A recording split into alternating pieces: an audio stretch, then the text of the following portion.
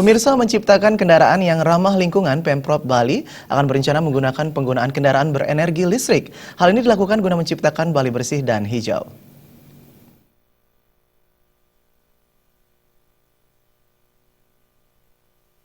Niat untuk menciptakan Bali yang bersih dan hijau disampaikan Asisten 2 Pemprov Bali Iketut Wija.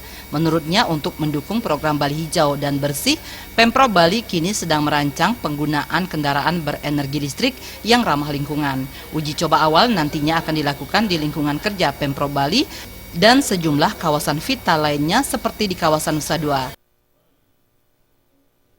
Segera mewujudkan Bali Green Province ini dalam konteks Bali Green and Greens. Salah satunya adalah untuk tenaga listrik tentunya.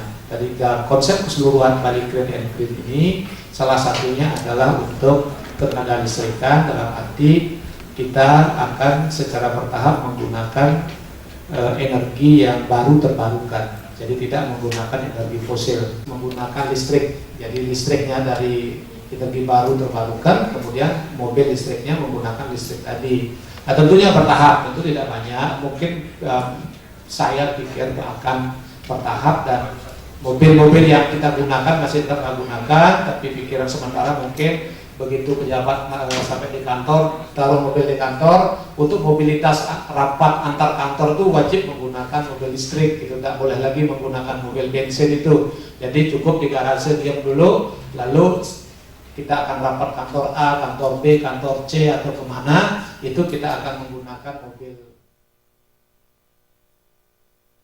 Ketut Wija berharap program ini mendapat dukungan semua pihak.